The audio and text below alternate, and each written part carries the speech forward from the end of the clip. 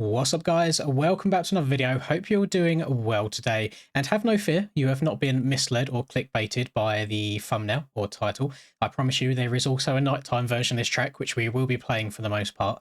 I just thought it'd be worth flying around the track before we get into it in the normal daytime mode, just so you get a better idea of what you're looking at. I imagine that when I upload this video onto YouTube, it's probably going to look a little bit on the blurrier side at nighttime. YouTube has this thing about trying to render out like really dark colors that it struggles to do. So I'm hoping that it is watchable at least. But this is Whistler SX. This is created by Callum, and I have to apologize. I don't know the exact date that it's going up on the shop. You might see this a day or two before it releases.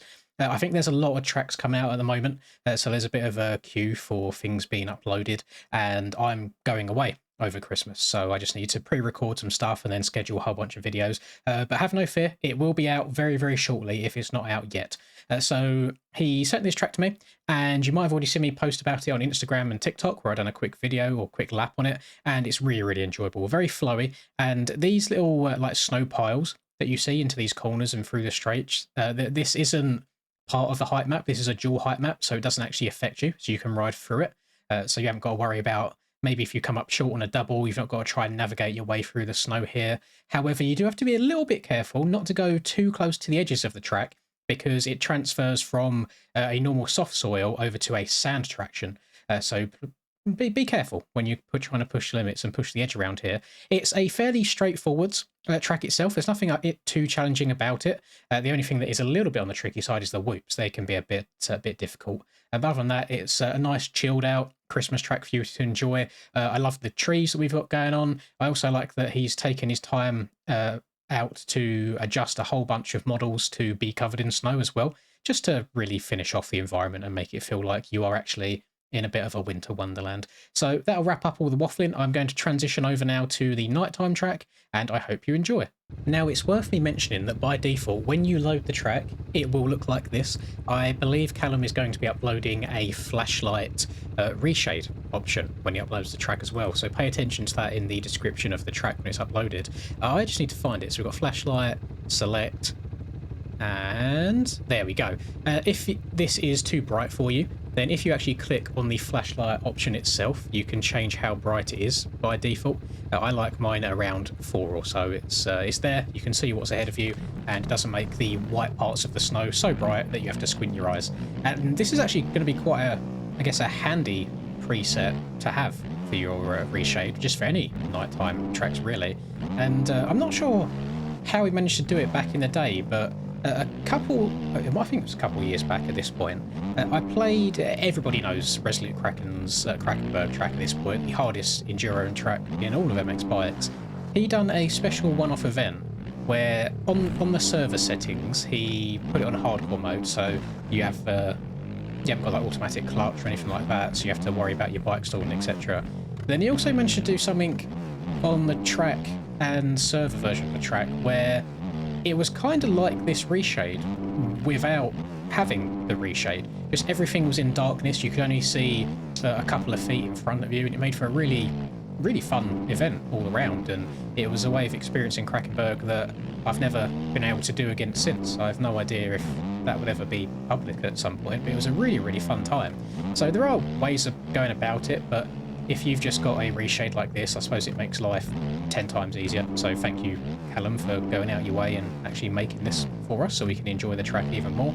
And then, of course, if you don't like the nighttime mode at all, you are more than welcome to go and play it in the daytime as well. Having a look at the start, just from a little bit where I spawned in, it looks like there is a minimum of 20 gates, so you should be able to get some fun lobbies and races going on around here.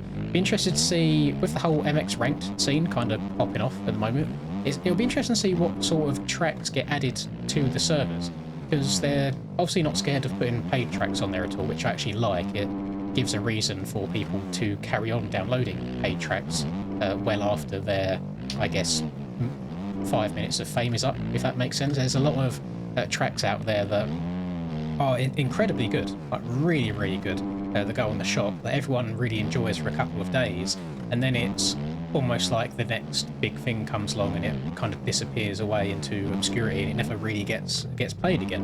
And I mean, that's just the nature of how things go. There's always something bigger, better, shinier that comes along. But I do like the ranked lobbies at least have brought some life back to some of the older, forgotten about tracks. So you love to see it. And even if it was a case on the Supercross side of things, where if they decide to put this track in there, for example, or there was another Supercross track that came out recently called Stone Print. I was going to say Stone Point, but that's from MX vs ATV Reflex, which I haven't played yet, but also looked quite good and quite enjoyable. Was that also from Callum as well? It might have been. And the man's got a bit of a work rate going on at the moment. If I was to guess, I would say that he's found a Supercross template that he really vibes with and likes. So now the actual putting together of the tracks themselves is a lot quicker on Supercross than it is on outdoors. However, the environment on this track, I imagine, must have taken a hell of a long time.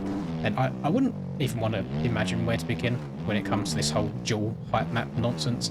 If I was to guess, I guess you've got height map number 1, which is just most of the track as you can see, and then maybe height map number 2 is the same thing, just with these little extra bits of like snow that you see in the middle by my front wheel, and then you select the second one as a second height map and the game loads it, but you just don't ride on it, you ride through it, so it gives the illusion of stuff being there without it actually affecting you. That's kind of where my brain's at least. I swear I keep seeing things through like the fencing, but I don't think I do. I don't know if there's any sneaky little Easter eggs anywhere, but just little bits like this Earthworks. Is it called a Caterpillar? Either way, this bit of machinery right here is completely public for everyone to use, like from Earthworks, but it's in more of a pristine condition usually. So he's taken the time out to give it a snowy effect to blend in with everything. Same with the machinery there, same with the semis over there, and again, it just ties everything together, which is really what you're after when you're after a higher quality track. Is just getting every single little bit of detail that you can do and fully immersing yourself in the environment of it. Because you can have as good of a height map as you like, the track can be incredibly fun and flowy, but if it doesn't look the part, unfortunately a lot of eyes aren't going to stay on it for very long, and people aren't going to want to download your track. But if this was exactly the same track as it is right now, but it was just a very basic dirt texture, maybe didn't have any norms or anything like that, didn't bother much with the scenery at all, just some very basic trees, I can't imagine it would get anywhere near as much love as it will do in this state. And I always like the Christmas period because it's a fun time for the snowy tracks. They don't really come out very often other than over Christmas. I know throughout this year, for example, Kells has done a snow track this year. I'm trying to think off the top of my head if anybody else has, just during the general year, but I can't think of it off the top of my head. No, actually, no, there's been one more. Oh, it's going to annoy me now that I can't remember the name of who done it. I'm very, very sorry to whoever it was, but there is one more snow track that I'm thinking of.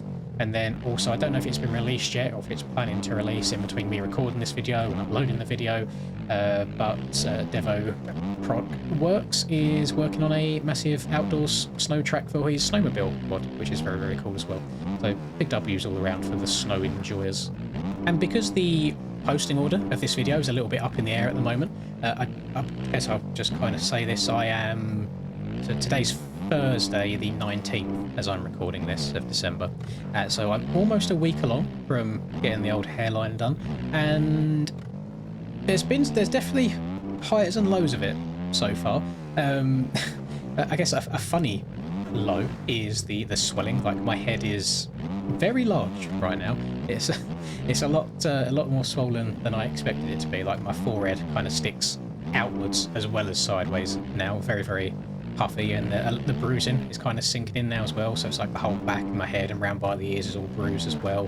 The other downside is I'm really struggling on sleep at the moment, because you have to sleep laying on your back with your head at a 45-degree angle, so like slightly elevated, and I've really struggled to sleep like that. I'm getting a maximum of an hour at a time before I wake up again, so not great at all. And I've noticed that as the days have gone on, I'm guessing as the healing process has started, you know, as like scabs are forming and this, that and the other, it's the back of the head starting to get a little bit painful and itchy at the same time. And when you can only lay on the back of your head, but it's also painful, it's not the best of combinations. At the top, however, the part that I thought would be the biggest issue actually doesn't hurt at all. It's just a tiny bit on the itchy side as that's starting to scab over as well. But I take that as a good thing with the itching, because it just means that the healing process is working. So all good. Really, nothing else to report other than that. It still looks like I have some kind of a disease. So yeah, the face cam won't be returning for quite some time just yet. But we'll see. I want to give it as long as possible before I start wearing hats either, because you know it's a lot of money for someone like me. It's a lot of money to spend on something, so I want it to have as best of a chance to succeed as possible. So I don't want to kind of jump the gun early and start putting hats on too early, and then maybe it rubs away some of the work that they've done. So I'm kind of keeping everything as it is. It's very weird, by the way, so it's been, I want to say five, maybe 6 days now from having it done, that I have not touched the top of my head in that amount of time, no matter how much it is like scratched. Like, you just can't. I kind of want to equate it to if you put let's say like a fruit pastel in your mouth and you're not allowed to chew it. See how long you last before you want to chew it. Or if you eat bite into a powdered donut, you're not allowed to lick your lips and see how long that lasts as well. It's like, it's a weird kind of torture in a way, but yeah, very happy that I've had it done now, and it's definitely past the worst point. I think only onwards and upwards. I need to give Linda some love as well. She's been very, very helpful, you know, going out of her way to help like wash the back of my head. You can do like a contactless wash only on the back but not the top, and then you have to put some like antiseptic cream on it in the right places. So she's been a big old W, so massive props to her. She's always going out of her way to accommodate me however she can. And yeah, that's all of it on the hair front. So now I also wanted to apologise to you guys a little bit, because it's no secret that I've been slacking recently. More than just recently, like over the course of the last maybe 2 months or so, the video upload rate has just gone down the bin, and there's not really a good excuse for it at all. I guess it is just laziness / being slightly burned out on bikes overall. I'll have days where I'll sit down and I can be sat at this desk doing nothing for like 8 to 10 hours whilst Linda's at work and I'm just sat doing nothing, and the boys are at work as well, where I could quite easily be sitting there recording maybe even like a midday stream, things like that, and I just don't want to, or I'm not like excited by that idea.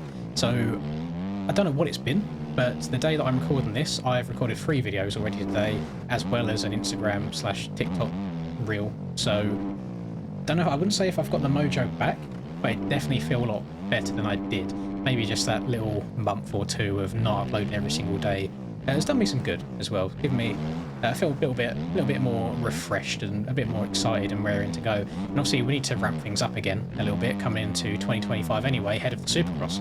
As I've done a lot of DDC practice recently, as you know, all through MXB ranked, but I haven't really been doing any of the aerial test track practice, which is kind of what I need to be doing to get prepared for the 2025 season. So I know a lot of the other top boys have been playing a lot of the aerial test track.